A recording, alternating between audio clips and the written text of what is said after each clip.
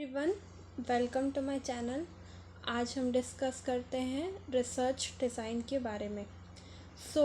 Research design एक क्या है? कंसेप्चुअल फ्रेमवर्क है, यानी कि जिससे हम रिसर्च प्रॉब्लम को समझ सकते हैं और एनालाइज कर सकते हैं इसका। यह एक रोड मैप की तरह है जिसे हम पिक्चर के द्वारा या वर्बली डिपिक्ट कर सकते हैं। रिसर्च डिज़ाइन कंसेप्चुअल फ्रेमवर्क है जिसके अंतर्गत रिसर्च किया जाता है। ये स्कीम ऑफ कलेक्शन, मेजरमेंट और डेटा एनालिसिस कंटेन करता है।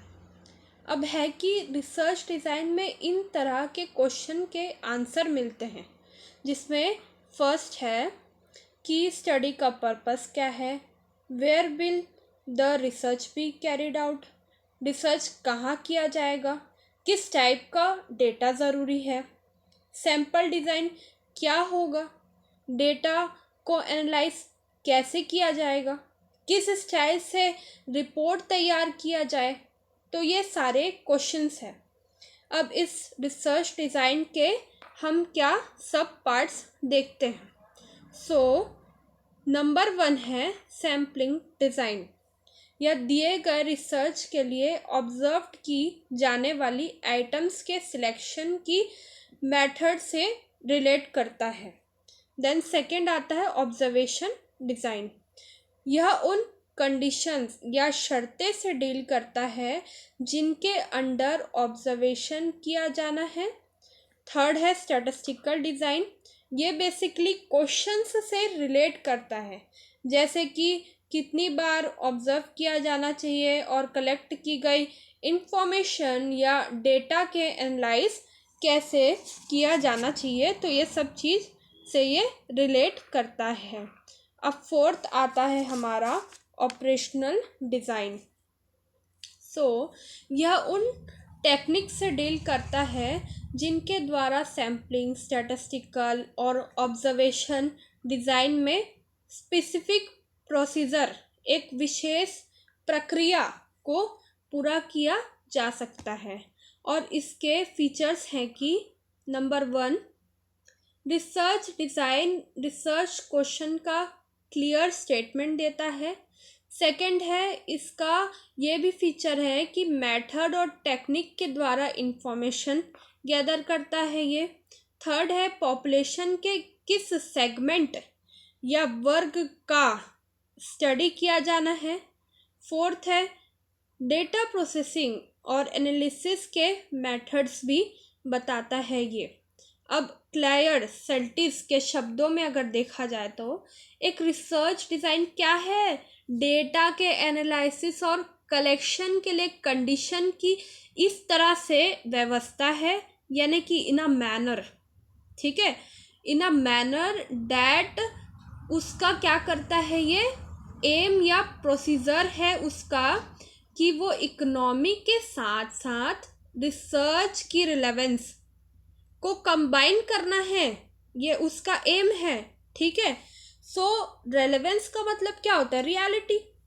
इसमें रियलिटी पता चलता है, तो यही इनके शब्दों के अनुसार रिसर्च डिज़ाइन का डेफिनेशन है।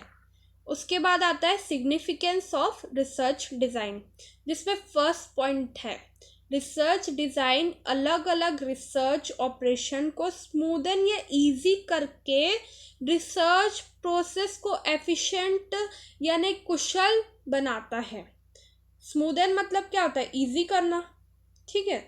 सेकंड है, रिसर्च डिज़ाइन के मदद से मैक्सिमम इंफॉर्मेशन हम कलेक्ट कर सकते हैं बिना किसी मिनिमम कॉस्ट ऑफ क्या के टाइम और मनी के। ठीक है।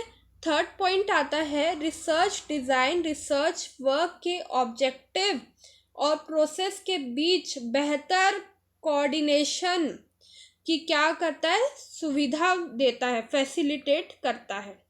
ठीक है। फोर्थ पॉइंट है ये रिसर्चर को हेल्प करता है कि वो ऑर्गेनाइज कर सके उसके आइडियाज़ को प्रॉपर फॉर्मेट में, जिससे उसके लिए पॉसिबल हो सके कि वो रिसर्च वर्क में फ्लॉज या फिर जिसे हम कहते हैं खामियां या कमियां, एंड इनएडिक्वेंसीज या यानी कि अपर्याप्त चीज़ों को देख सके। वो कौन देखता है? रिसर्चर देखता है।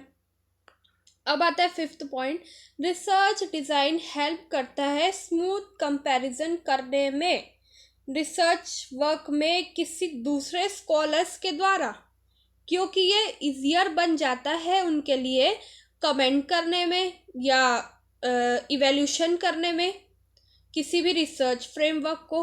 ठीक है, अब उसके बाद आता है characteristics of a good research design. पहला आता है फ्लेक्सिबिलिटी यानी कि लचीलापन।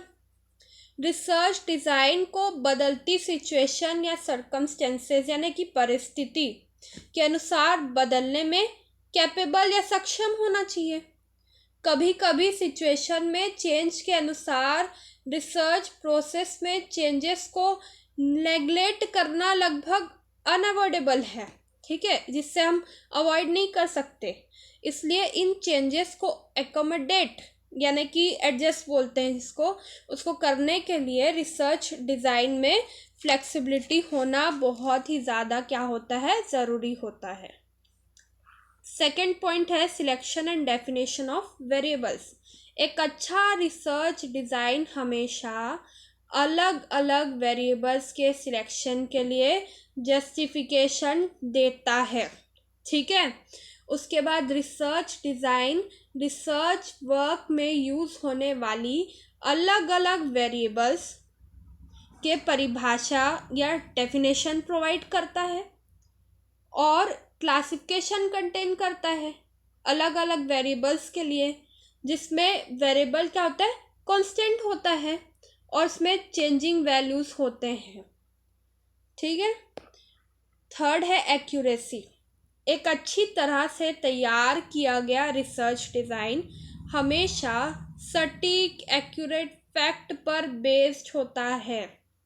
सटीक फैक्ट पर बेस्ड होता है यह वाइडली एक्सेप्ट किया जाता है कि एक्यूरेसी सोल है रिसर्च डिज़ाइन का।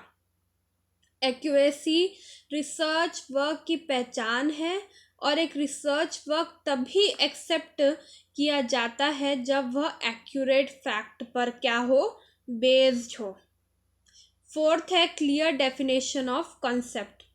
हर रिसर्च वर्क में कुछ व्यापक अवधारणा होनी चाहिए। व्यापक मतलब क्या होता है, कॉम्प्रिहेंसिव कॉन्सेप्ट यानी कि वाइड कॉन्सेप्ट होनी चाहिए। इसलिए एक रिसर्च डिज़ाइन में इन कॉन्सेप्ट के सिलेक्शन के लिए केयरफुल क्राइटेरिया होना चाहिए। रिसर्च डिज़ाइन को भी इन कॉन्सेप्ट को डिफाइन करना चाहिए ताकि रिसर्च वर्क में कोई एम्बिग्विटी यानी अनक्लियरनेस ना रहे, मतलब सब क्लियर होना चाहिए। ठीक है, फिफ्थ है रिलायबिलिटी। एक रिसर्च वर्क डेटा के एनालिसिस पर आधारित होता है और इस डेटा का एनालिसिस किसी भी स्टैटिस्टिकल मेथड से किया जाता है। रिसर्च डिज़ाइन में यह जानकारी होनी चाहिए कि रिसर्चर ने डेटा के एनालिसिस में किन तरीकों या टेक्निक्स का यूज़ किया है।